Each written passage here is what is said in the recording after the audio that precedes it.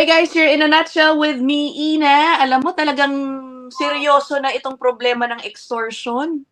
I'm not sure if you guys have watched my previous episodes about this, pero yung nangyayari po in some areas here in Canada, meron pong parang mga gang, mga sindikato, na bigla na lang tatawagan ang isang business owner, for example, hihingi ng pera.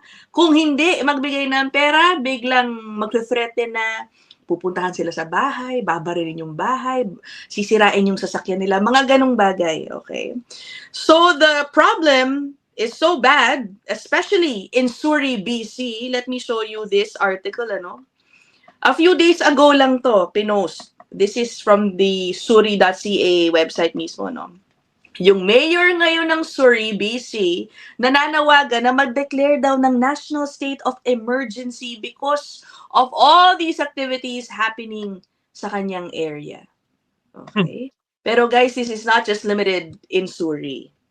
Kaya ito ang ating kakausapin. Hold on, let me take this out. Ayan. Kaya ako naman, I decided to invite Kuya Puto again. Welcome back. It's been a while, Kuya Puto. How are you? Hello. Hello, everybody.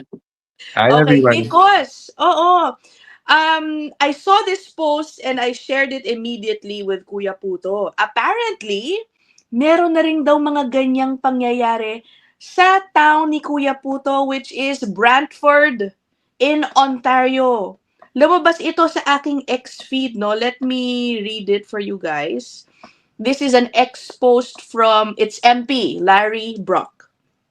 Okay, Brantford Police warning residents about an extortion scam involving threatening messages and intimidation videos meant to pressure victims into sending money. Siyempre na agad ko naisip, Kuya Puto, mag-ingat kayo. I hope in your area ka ako, hindi pa laganap yung ganito. So this post is also warning about yung mga scam calls, kung tawagin. And messages siguro that you would get in your email or your cell phone. Sabi dito, if you receive messages like this, don't engage, don't send money or personal information, save the evidence, and report to the police. Okay. And apparently, guys, ayan, si Kuya Puto nga, has been receiving a lot of these calls. Yes, we do. Yeah, can you share with us, Kuya Puto, ano itong mga tawag na natatanggap mo at talagang sinasagot mo apparently, no? Yeah. Well, every day, minimum siguro nakaka-receive kami anywhere between 7 to 10 fake scam calls. Kung mapapansin ninyo, pag merong tumawag sa telepono ninyo, okay?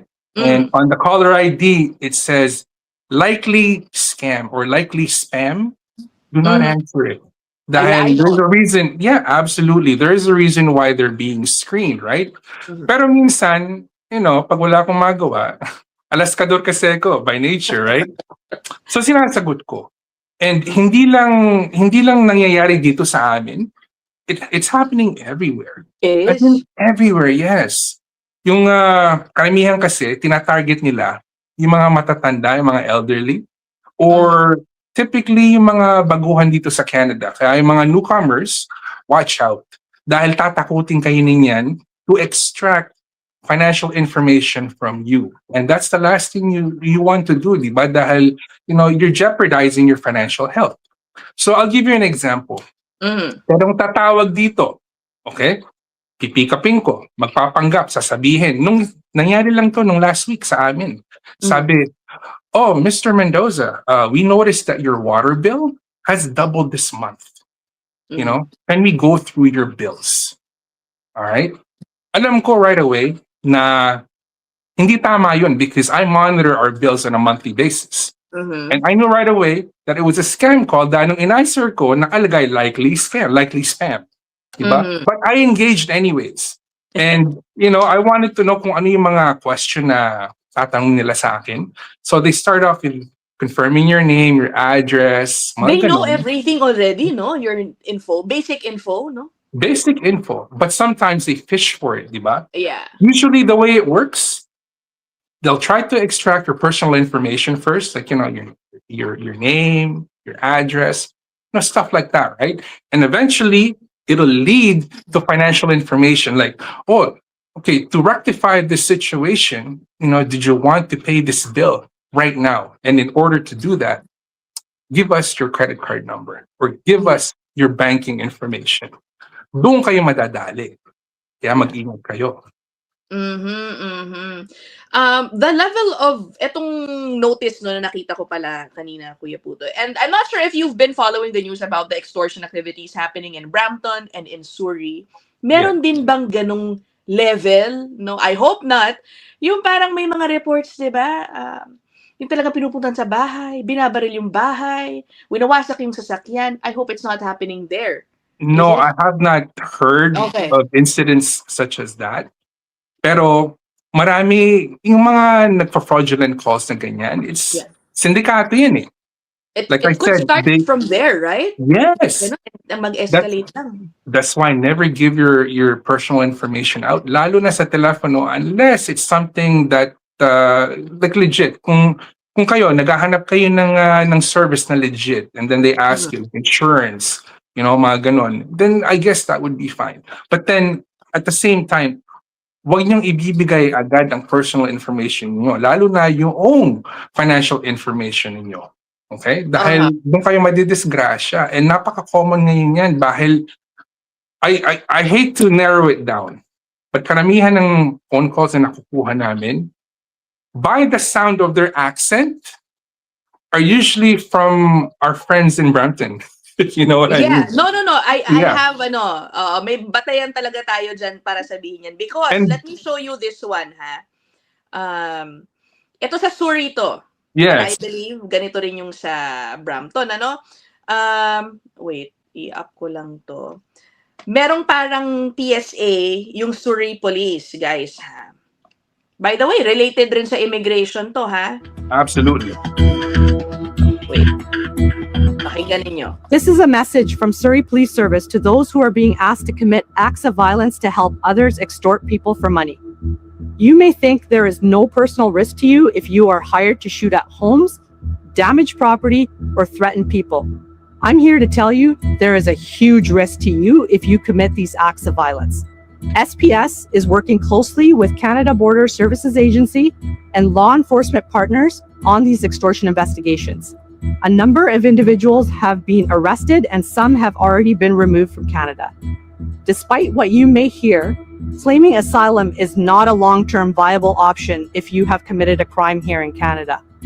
The payouts for these crimes isn't worth the risk of being arrested, convicted, and removed from this country.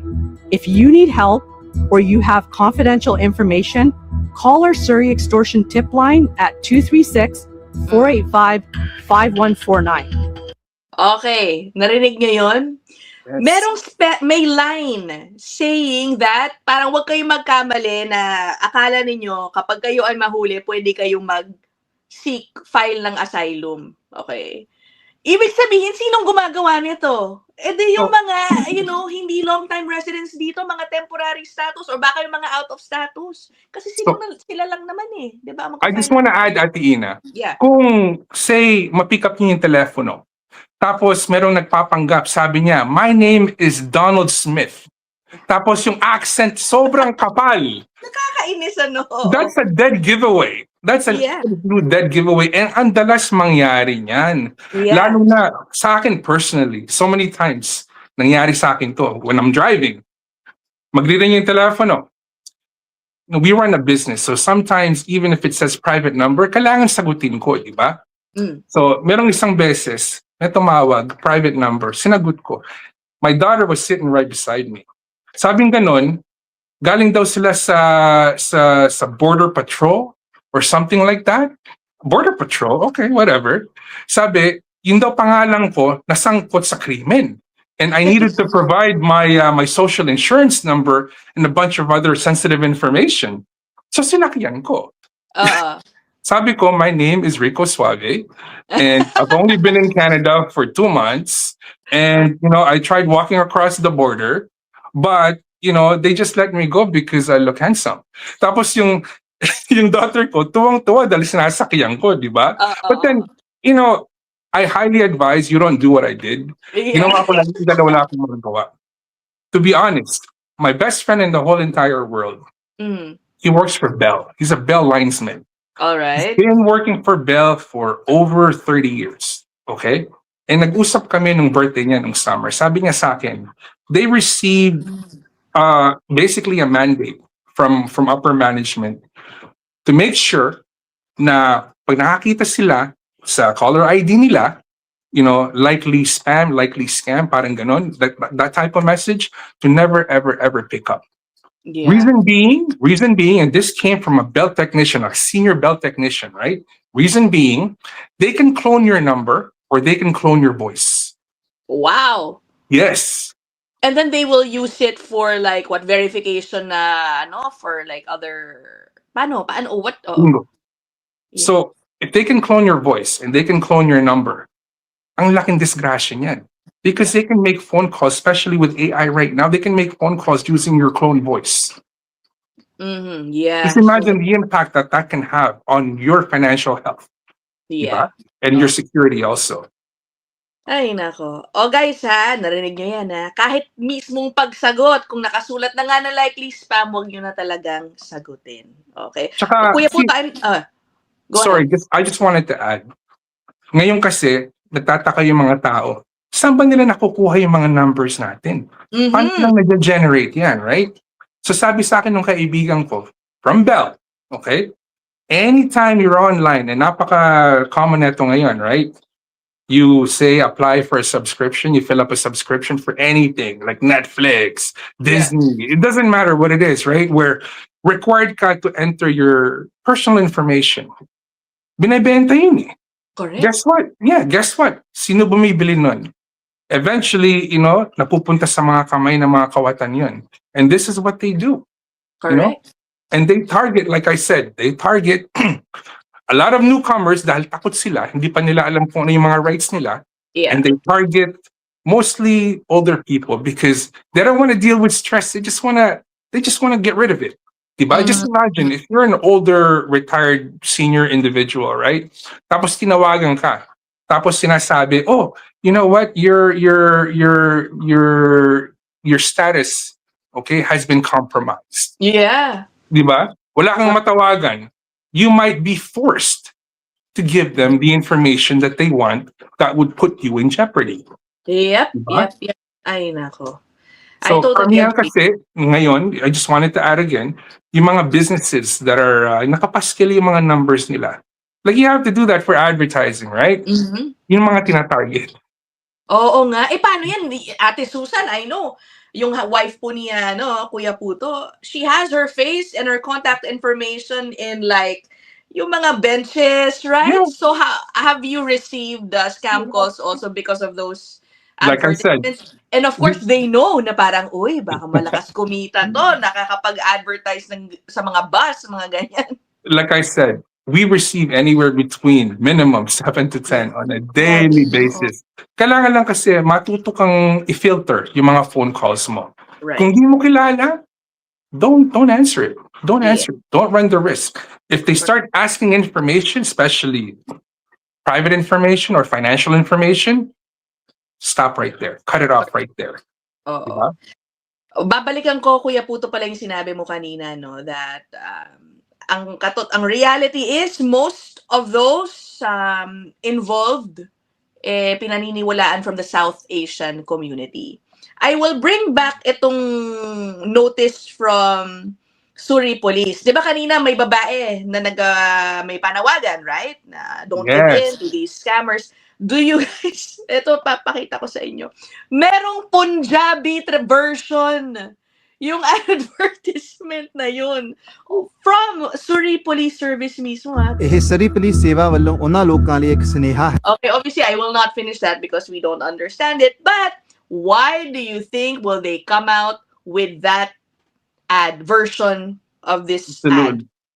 Diba? So guys, I just wanted to add this. Sorry to cut you off, Atina. I just wanted to add this. Hindi lang from our friends in Brampton, this is happening. May mga Pilipino din. Naku po, It's ito very, very sad. May mga Pilipinong gumagawa nito. Hindi ko po alam kung parte sila nung sindikato na, from our friends over there. But nangyari na rin po sa amin to. I received several phone calls.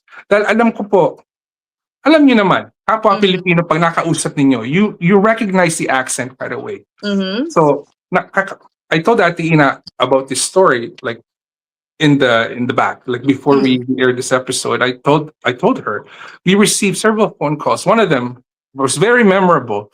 Dahil sabi niya, she was working for RBC. Tumawag sa akin, nag-ring yung telepono. Oh, this is RBC. Tapos, right away, I knew the accent was Filipina. Diba? Alright. She was claiming to be working at a branch sa Toronto. And then sabi niya sa akin, one of our checking accounts had some unusual activity. And she wanted to go through with it with me. Medyo Okay. sexy yung boses. So, Okay. pinatulan ko. But Alright. my wife was right beside me. Mhm, Okay. mhm. And then she proceeded to ask, okay, what's your name? What's your address? How many bank accounts do you have? How many MasterCards do you have? How many Visas do you have? So I played dumb, obviously, because I knew what she was trying to extract from me. Pero gusto ko lang malaman kung ano yung script nila. Mhm. Eventually, I hung up, right? But then, just goes to show you, hindi lang sila. Yeah, of Pati course, tayo of course. tinatarget. Dahil isipin nyo, lalo na kung newcomer kayo, di ba? Mas patag ang loob ninyo pag merong tumawag sa inyo tapos boses kabayan. So mag-iingat kayo. Hoy, sana Kuya Puto din tinagalog mo, no? Ate, o kuya, ano ba? Babae lang, ay babae pala, no? Sex Ate. mo ba eh? Oo, wag mo nang Yeah. gawin yan, nakakahiya ka. Kung ako yun, Yeah. baka ginanong ko Kuya Puto. Ano ba yan, diba? I wouldn't want them multiplying, right? Baka dumami sila. Absolutely. Ay, But nako. then that's the sad reality of scams out there. Yeah. Anybody and everybody will do it. We are not exempt as Filipinos. Correct, oo. Yeah, unfortunately. It might be even originating from outside Canada. Right? Kasi kung sindikato to, they could be all the way in the Philippines. So, etong sabihin nyo, branch kayo sa Toronto, Canada, ganito, ganyan. It could be But then- possible, right? You know what's scary? Oo, Yung phone transnational number crime niya, na ang dating, oo. yung phone number ng RBC, okay? When I hung up, tinawagan namin. It's an Oh. actual branch. No, it's an actual branch in Toronto. Wow! Yes. Grabe. So this is like a case of what I mentioned earlier, cloning your number.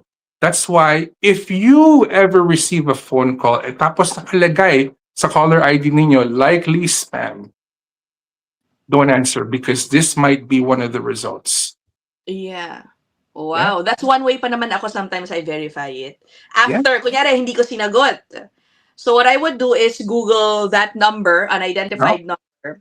In case, kung totoo pala, sasagutin ko next time it calls. Mhm. Eh, paano pala, no? When I Google it, it will turn out na number pala ng totoong branch ng whatever, bank or something. So sasagutin ko, I what we would did- believe that it's So true, what we no? Next yeah. time. So what we did, when I called that number and somebody picked up, I tried to verify the name of the babae na tumawag sa akin. No, Mhm. nobody works there with that name. And I told them, I suspect that this is a scam call and they're using your branch line and your branch number to extract information from people illegally. So ni-report na. Yeah, Sabi good. mo, tama yung number, nakalagay RBC number. We called Right. it, confirmed that it was right, but then it was a scam. Ay, nako. Well, Yeah. Puto, thank you for sharing your experience and your tips, no? Bilang problem. isang coming from somebody who likes to engage these scammers. But do not I know. engage. I'm telling you, do not engage. Don't do what I do. Si Kuya Puto lang. do not do what I do. Pati nga yung wife ko, sinisigawan ako pag ginagawa ko yun eh. Dahil, by nature, talagang alaskador ako. But do not do what I do. Play safe. Yeah. If it's not a number that you recognize, if it's not a phone call that you're expecting, be very, very careful filtering who you answer. Oo. So dyan, Kuya Puto, stay safe and be careful, I really got worried. Naisip ko agad kayo nung nakita ko tong warning nung isang MP dyan. I hope Yes. it doesn't escalate into anything like what is happening in Brampton and in Surrey, no? Ay, naku, Absolutely. Okay, so that is it. Guys, if you have your own experience, put them down there in the comment section nang malaman natin. Baka meron kayong mga story katulad ni Kuya Puto na pinatulan ninyo at niloko ninyo sila, no? Pangganti lang kahit papano, no? Pang-inis lang sa kanila minsan. Okay, put them down there in the comment section. All right? We'll end this episode here. Thank you again, Kuya Puto. I'll see you guys in the next one. Bye!